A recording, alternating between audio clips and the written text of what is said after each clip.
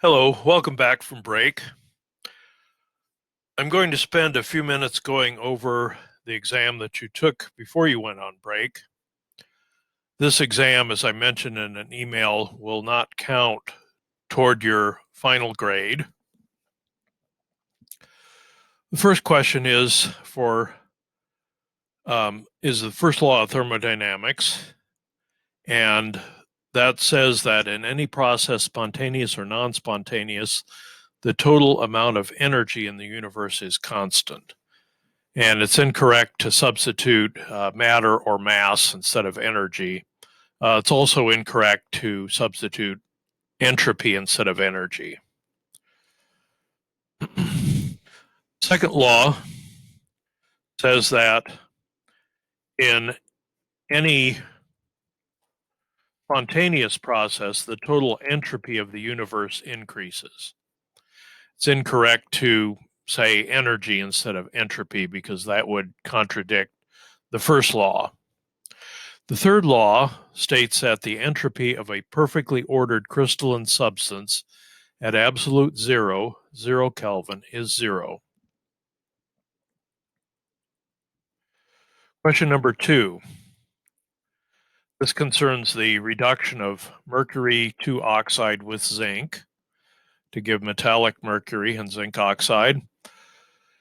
If the delta H of formation,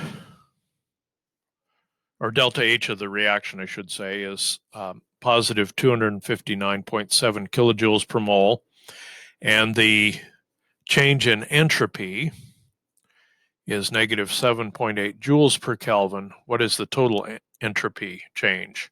The total entropy change is the sum of the change in entropy of the system plus the change in entropy of the surroundings. We get the entropy of the surroundings change by taking minus delta H over T. Now here I converted kilojoules to joules by multiplying by 1,000. Okay, we could also take the entropy of the system and divide it by 1,000 to get kilojoules, but our units have to be consistent. Okay, so if we add these together, this is what we get, negative 879.3. Common errors included forgetting to include the minus sign and mixing joules and kilojoules, and things like dividing when you should have been multiplying and vice versa. Okay, is the reaction spontaneous under standard conditions? Okay, no. And it's because the total entropy change is negative according to the second law.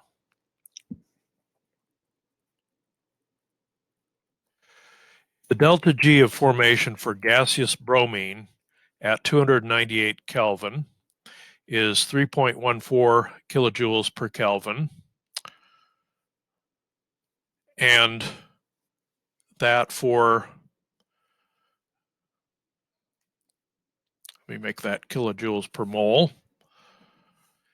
And that for liquid bromine is 0, since it is a pure element in its standard state. Right, if we define the value of Kp, we use this formula where delta G standard is minus RT log K. Okay, if we divide both sides by minus RT, we solve for log K, and we need to use the value of R that's in kilojoules, and that gives us negative 1.27. Now the inverse of the natural log is the exponential. So if we take e to the minus 1.27, we get 0.281. What is the vapor pressure? Okay, well, the equilibrium constant, Kp, is the ratio of the partial pressures of the products divided by the pressures of the reactants. And We omit the reactants in this case because liquid bromine is a pure liquid. And the pressure of bromine vapor is to the first power, since the stoichiometric coefficient is 1. So therefore, the partial pressure has the same numerical value as the equilibrium constant. It's 0.281 atmospheres. In question number 4, the partial pressure of fluorine is 0.0045 atmospheres. Delta G for formation of uranium hexafluoride solid is negative 2068 kilojoules per mole. The delta G of formation for both of the products is 0, since they are pure elements in their most stable state under standard conditions. So delta G for this reaction is the sum of the delta G's of the products minus the sum of those of the reactants. And since UF6 started out negative, it's minus a minus, so it's going to be 2068 kilojoules positive. Each one of these is multiplied by the number of moles, so that's why this is just kilojoules rather than kilojoules per mole. Okay, the expression for K and Q looks similar, and it's the partial pressure of fluorine to the third power, because there's 3 fluorines that are being produced. Okay, if we evaluate that, we come up with 9.1 times 10 to the minus 8th.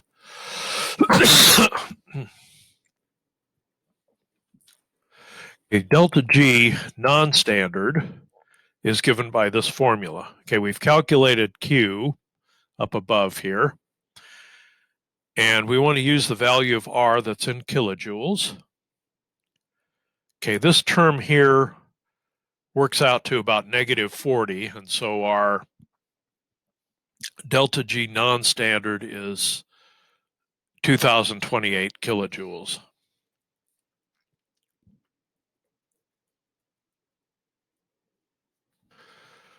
In question number 5, we have argon gas, which is expanding, and we would use this formula right here.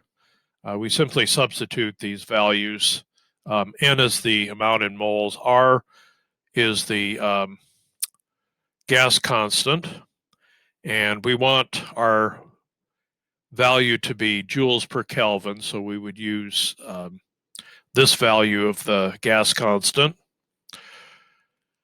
and we get 10.4 joules per Kelvin. Okay, so the amount of moles here is given in the problem, so we would use that. Okay, for each of the following reactions, indicate whether delta S should be positive or negative. Okay, question A. Okay, we have a solid and a gas, and our product is a solid. And so the solid is more ordered than the gas, so that would be a negative change in entropy, going from a gas to a solid. In question B, the change is negative also, and this time it's because we have fewer moles of gas on the product side. We're going from 4 moles to 3 moles. In part C, we have a solid, which is producing another solid plus a gas. Okay, that would be more disordered, so the sign would be positive. We're going from a solid to a gas. Part D, dissolved ions are more disordered than a solid that's in a crystal, and so again, the change is positive. Okay, for the reaction, calcium oxide plus carbon dioxide forms calcium carbonate. Okay, you were asked to calculate delta G, delta H, and delta S. And for the papers that I looked at, you did a really good job at this. The delta S is in joules, so if we were to convert that to kilojoules, we would divide by 1,000. Okay, question B, part B. Is the reaction spontaneous at 298 Kelvin? And the answer is yes, because up here, the value of delta G is negative, and that would indicate that it is spontaneous. Okay, part C, calculate delta G for the reaction at 1500 Kelvin. Typical temperature for a lime kiln. Calcium oxide is also called lime. You heat it to this temperature, it drives off carbon dioxide, and we get calcium oxide. Okay, assume that delta H and delta S do not change. Okay, so we just use this formula, and we get a positive 60.0 kilojoules.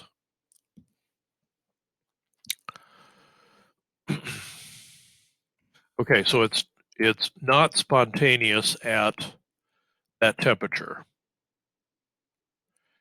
Okay, at what temperature does it become non-spontaneous or spontaneous, either one? Okay, so what we want to do is to set delta G equal to 0.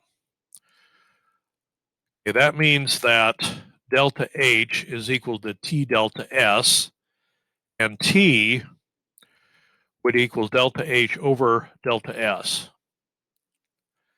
Okay, and so the temperature is 1123 Kelvin.